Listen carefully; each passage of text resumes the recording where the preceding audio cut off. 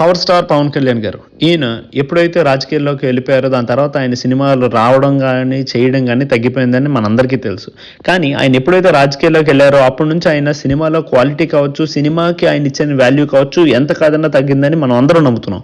కానీ పవన్ కళ్యాణ్ ఫ్యాన్స్కి మాత్రం ఇంకా ఆయన ఎప్పుడు సినిమా థియేటర్లోనే చూడాలని ఎంత కాదన్నా మనసులో ఉంటుంది. ఎందుకంటే ఆయన్ని సినిమా పెద్ద స్క్రీన్ మీద చూడడమే ఒక పెద్ద సెలబ్రేషన్ కాబట్టి. అలాంటి మనిషివి నెక్స్ట్ 3 to 4 సినిమాలు వస్తున్నాయి. ఆ సినిమాల అప్డేట్ ఏంటి, ఆ సినిమాల మీద మనకి ఇంట్రెస్ట్ ఎలా ఉంది అనేది చూద్దాం. ఫస్ట్ వన్ వచ్చేసి ఉస్తాద్ భగత్ సింగ్. ఉస్తాద్ భగత్ సింగ్ పేరు వినగానే మనకు గుర్తొచ్చేది ఏంటంటే హరిశంకర్ గారు తీస్తున్న ఇంకొక రీమేక్ ఈ సినిమా అని. తమిళ్లో తెరి అనే విజయ్ గారు చేసిన మూవీకి రీమేక్. కానీ ఇక్కడ ఉన్న పెద్ద విషయం ఏంటంటే తెరి అనే సినిమాని తెలుగులో చాలా మంది చూసేశారు. పోలీసోడు అనే పేరు మీద తెలుగులో కూడా రిలీజ్ అవ్వడం జరిగింది. అంతేకాకుండా తెలుగులో కూడా చాలా మంది చూసేయడం జరిగింది. ఇలాంటి సినిమాని మళ్ళీ రీమేక్ చేసి పవన్ కళ్యాణ్ గారితో ఎందుకు చేస్తున్నారనే క్వశ్చన్ చాలా మందికి ఉన్నది. అంతేకాకుండా ఉన్న అన్ని సినిమాల్లోని ఈ సినిమాకి అన్నిటికన్నా లీస్ట్ ఎక్స్పెక్టేషన్స్ ఉన్నాయని చెప్పాలి. ఎందుకంటే శ్రీలీల గారిని హీరోయిన్గా పెట్టారు, ఇంకా చాలా విషయాలు జరిగాయి ఈ సినిమాలో. కానీ ఒక్క విషయం అర్థం కాని విషయం ఏంటంటే ఈ సినిమా నిజంగా ఎప్పుడు రిలీజ్ అవ్వబోతుందని.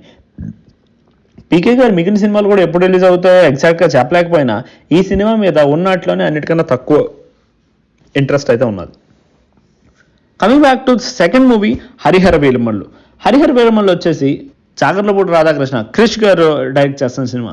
క్రిష్ గారు ఇంతకుముందు చేసిన అన్ని సినిమాలు ఒక ప్యాటర్న్లో ఉంటాయి. ఎందుకంటే ఆయన ఎక్కువ సోషల్ ఓరియంటెడ్ మూవీస్ని ఎక్కువ డైరెక్ట్ చేయడానికి చూస్తారు. కానీ ఆయన రీసెంట్ మూవీస్ చూస్తే ఎన్టీఆర్ కథానాయకుడు కావచ్చు, ఎన్టీఆర్ మహానాయకుడు కావచ్చు, ఈ సినిమాలు ఎంత కాదన్నా ఆయన స్థాయికి కావచ్చు, ఆయన పేరుకున్న స్థాయికి కావచ్చు అంత ఆడలేదనే చెప్పాలి. అంతేకాకుండా ఆయన హిందీలో చేసిన మణికర్ణిక కావచ్చు, గబ్బర్ కావచ్చు, ఇంతకు ముందు ఒక టైంలో ఆయన పేరు వేదం ఆ టైంలో ఎంత బాగా వినబడిందో, కృష్ణమందే, జగద్గురు కావచ్చు, గమ్యం కావచ్చు. దాని తర్వాత ఆయన స్టాండర్డ్కి ఆబ్వియస్గా కొండపొలం చాలా మంచి మూవీ అయ్యి ఉండొచ్చు, కానీ అది బాక్స్ ఆఫీస్ పరంగా పెద్ద హిట్ అయితే కాలేదు.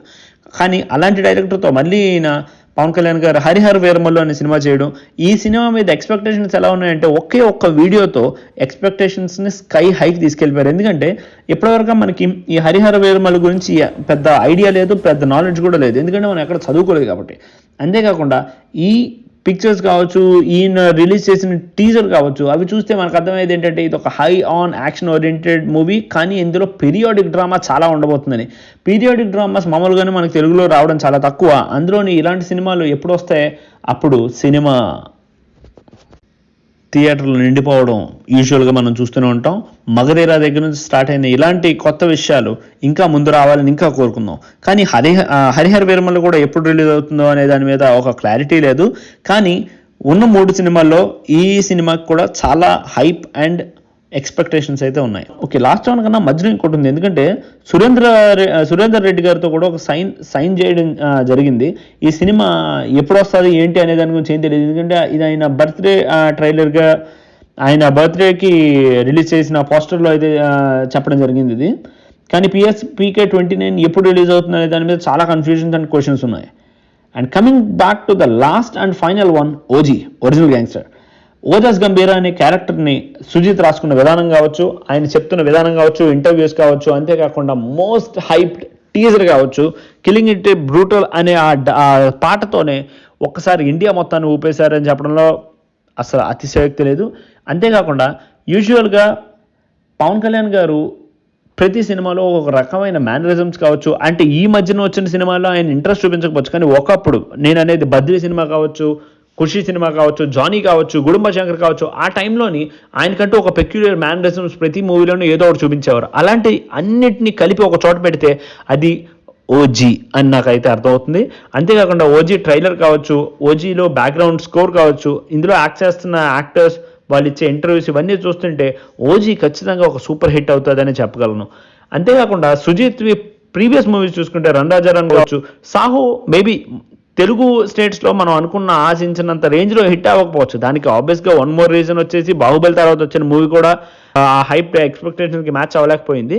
కానీ సుజిత్ చేసిన వన్ ఆఫ్ ద బెస్ట్ వర్క్స్లో ఒకటి సాహో.